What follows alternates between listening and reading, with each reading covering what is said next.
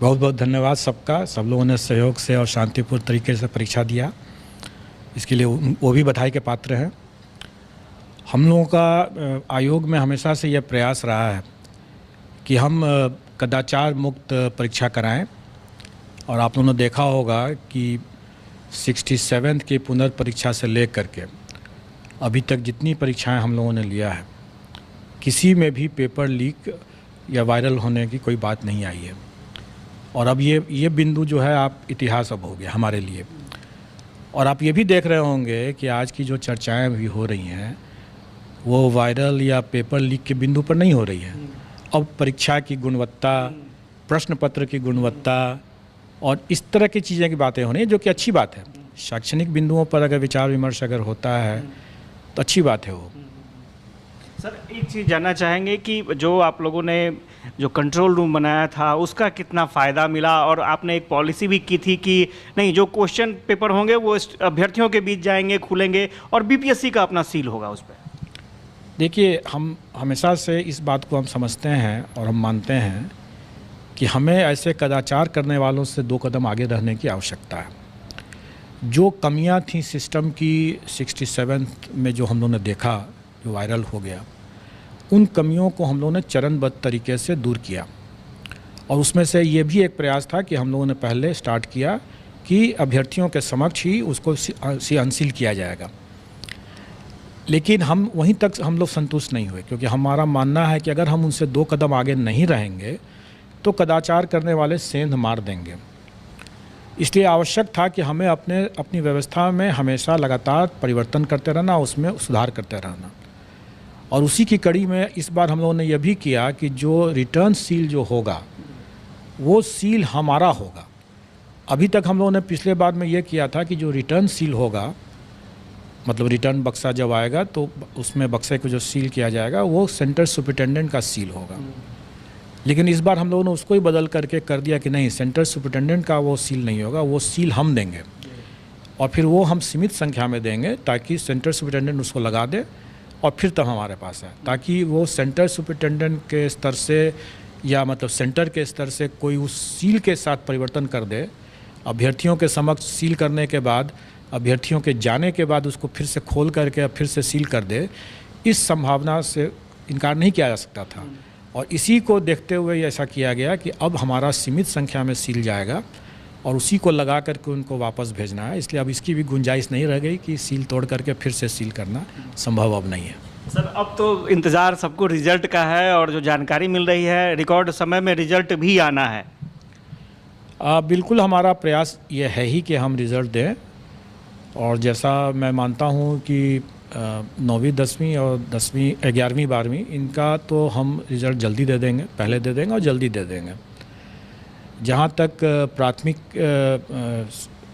कक्षों का बारह है उसके अध्यापक का मामला है, उसमें एक समस्या ज़रूर है जो कि आप सब लोग अवगत हैं इस बात से कि बीएड वर्सेस बीटीसी की जो बातें चल रही हैं, इसमें जब तक वो कन्फ्यूज़न दूर नहीं हो जाता है कि बीएड का क्या करना है, तब तक स्वाभाविक है कि हम बीएड का रिज़ल्ट नहीं दे सकेंगे। लेकिन जो कॉमन मेरिट लिस्ट में जो डिप्लोमाधारी जो आ जाएंगे उनका तो निश्चित रूप से हम रिज़ल्ट निकाल देंगे। बीएड वालों को एक मौका है अभी अपनी जो भी लीगल रिकोर्स लेने करने का, या राज्य सरकार या एनसीटी अगर कोई अपने गाइडलाइंस अगर संशोधित करती है, को उनके पक्ष में निर्णय देती है, तो उनको एक मौका है। सर, एक चीज़ और जानना चाहेंगे, एक ट्वीट आपने किया था 9 से 12 तक के अभ्यर्थी जो हैं उनके लिए, बहुत हमारे पास मैसेज आए कि सर से जाकर के पूछिए कि ये जो तैयार रहने की बात है, आप लोग तैयार रहें डॉक्यूमेंट वेरिफिकेशन के लिए, ये क्या है सर? डॉक्यूमेंट वेरिफिकेशन बहुत जल्दी स्टार्ट होने वाला है, और जहाँ तक मुझे अभी ज्ञात है वो शायद हम लोग 4 तारीख से ही शुरू कर दें, 4 सितंबर से। और ये डॉक्यूमेंट वेरिफिकेशन हमारा 11th 12th और 9th 10th और इसका होगा, और इसी में दिव्यांगजनों का भी हम लोग मेडिकल कराएंगे, क्योंकि इसके बिना हम परीक्षा फल नहीं दे सकते हैं। और स्वाभाविक है कि इसमें चूँकि ये ST वाले हैं इसमें, इसलिए सबके सब मैं समझता हूँ कि इसमें बिहार के ही निवासी होंगे। होना चाहिए, और इसमें हम लोग उनको अपने गृह जिला में ही ये डॉक्यूमेंट वेरिफिकेशन की व्यवस्था करेंगे ताकि उनको ज़्यादा इधर उधर भटकना न पड़े। लेकिन एक सीमित समय देंगे हम उन्हें, और उसी सीमित समय के अंदर में उनको डॉक्यूमेंट वेरीफाई कराना है और अपना जो मेडिकल कराना है जो दिव्यांगजन है।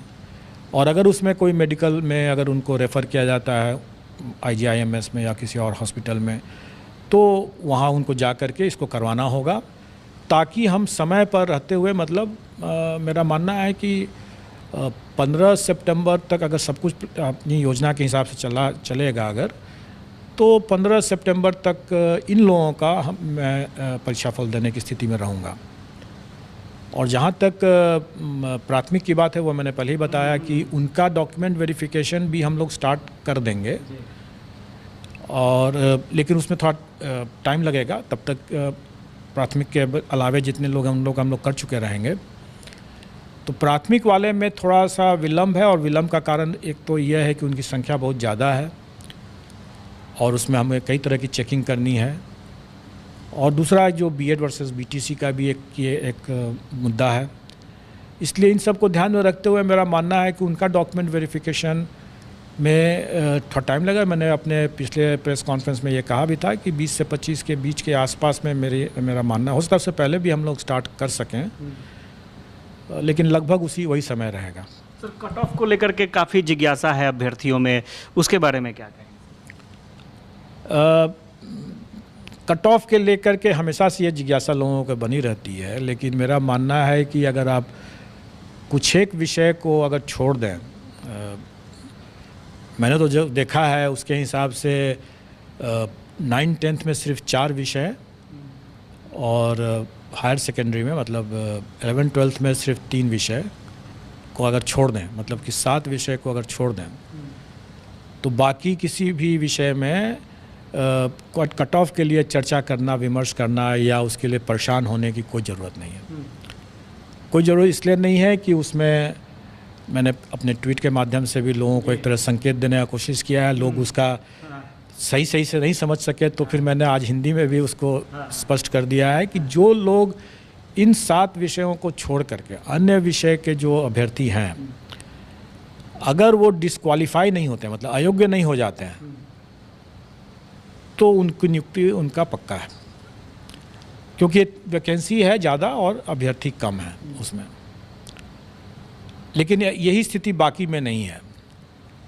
अब जहाँ तक बाकी जो 7 विषय बचते हैं इसमें, उसमें प्रतियोगिता तो रहेगी ही, और वो गेस करना मेरे लिए सही नहीं होगा वो बताना, क्योंकि मेरा मानना है कि सभी अभ्यर्थी अच्छे हैं और काफ़ी मेहनत करके आए हैं, तो स्वाभाविक है कि कट ऑफ भी अच्छा ही रहेगा। फिर अगर प्रश्न पत्र कहीं पर अगर कठिन आ भी गया अगर, तो भी इतनी बड़ी संख्या में कई अच्छे अभ्यर्थी होंगे, क्योंकि अगर प्राइमरी का भी अगर लिया जाए तो इतनी बड़ी संख्या में है, तो कट ऑफ मतलब अच्छा होगा।